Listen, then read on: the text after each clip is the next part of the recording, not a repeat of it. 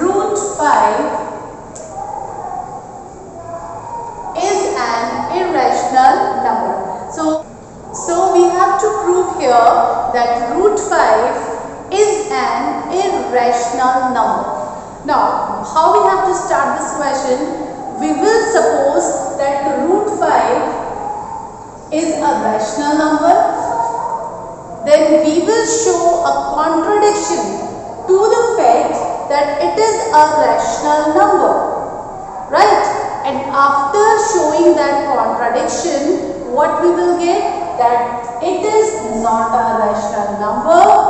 If it is not a rational number, that means it is an irrational number. So we have to follow this process. We'll suppose it as rational number. We will prove it wrong. And then after proving it wrong, then we will say that it is an irrational number. Right? So let's see how we have to do this.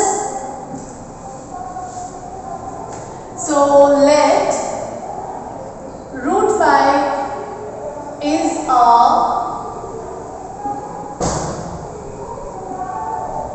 rational number, right?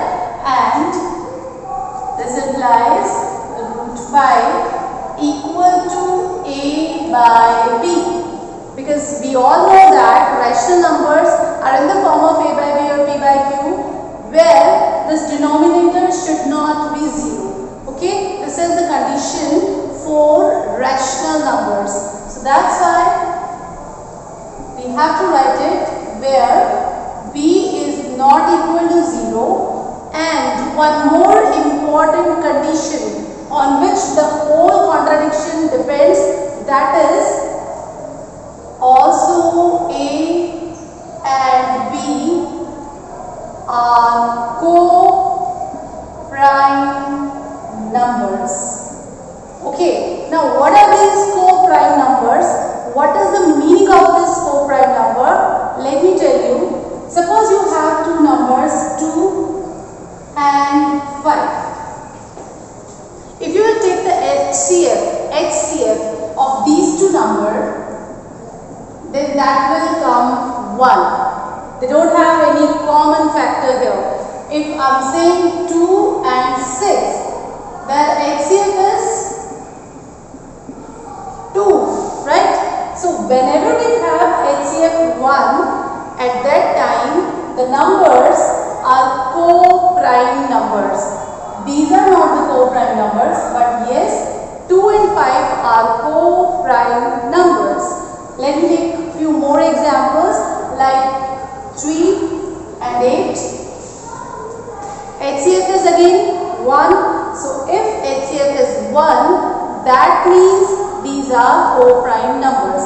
So if I am writing here that A and B are co-prime numbers, it means the HCF of A and B should be 1. Okay, so this is the main and very important condition which you have to write. Now, if root 5 equal to a by b, can I write it as root 5 b equal to a? B, you can take it here. Now, squaring both sides. After squaring both sides, what we get? We get 5b square equal to a square. Okay. Now 5b square equal to a square. What it means? It means 5 is a factor of a square. Okay. It means 5 is a factor of a square.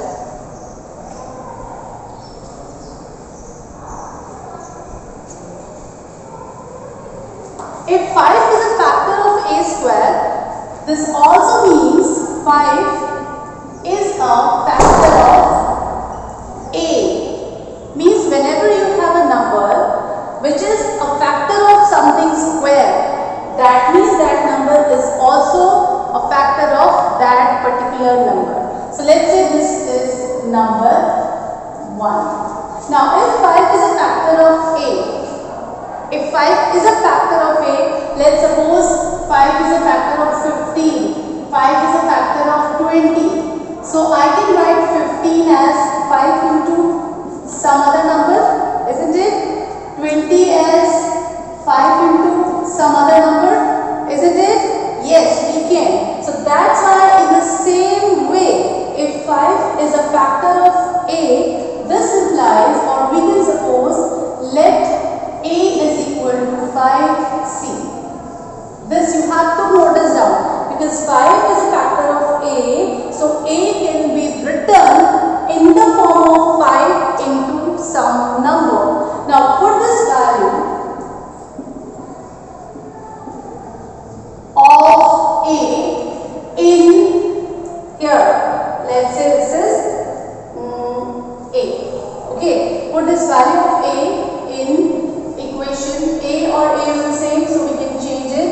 I will give it as 1 and this as 2. So in 1. So put this value of A here in equation number 1. What we get? We get 5B square equal to, A square means 5C whole square. If I open up the bracket, 5B square, 25C square, 5 5s, and what I will get? I get B square equal to 5C square. Okay, now as we have done earlier, so here also if B square is equal to 5C square, that means 5 is a factor of B square. And 5 is a factor of B square if, then 5 must be the factor of B, right? So we'll write here, this implies 5 is a factor of B square. This implies 5 is a factor of B. Let's say this is equation number 3. Now we have two results. One is saying 5 is a factor of A. Other is saying 5 is a factor of B. If 5 is a factor of A, if 5 is a factor of B, it means 5 is a common factor of A and B. And if A and B has a common factor 5, then how can the LCM or how can the A and B are co-prime? That means this is a contradiction to our supposition. Whatever we have supposed, now it comes a contradiction. Okay, so what I have to write from equation 3 and equation number 2. From these two, I have a result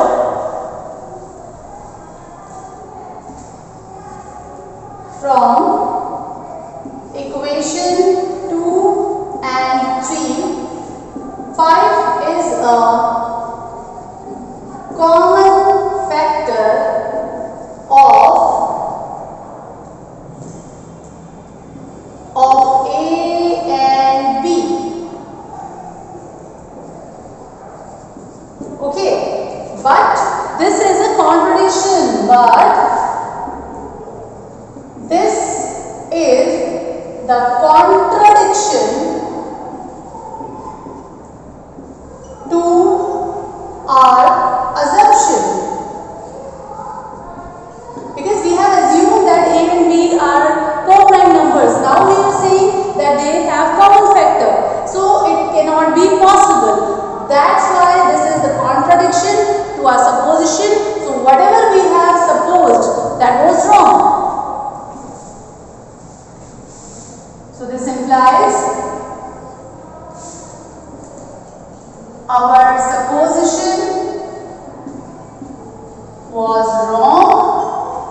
Root 5 is not a rational number. It is an irrational number. Okay, so in this way we have proved it. We have taken something and we have proved that wrong, and whatever we have taken will say that no, it's not possible. So that's why if this is not possible, that means this is an irrational number. We have supposed it as rational number, we have shown a contradiction, and after contradiction we will come back to our fact that root 5 is an irrational number. So hence proved. In this way, not only root 5, you can prove any number like root 3, root 7, root 11. You can prove that in this way as an irrational number. The process will remain same. Okay, so I hope you understand this. Thank you.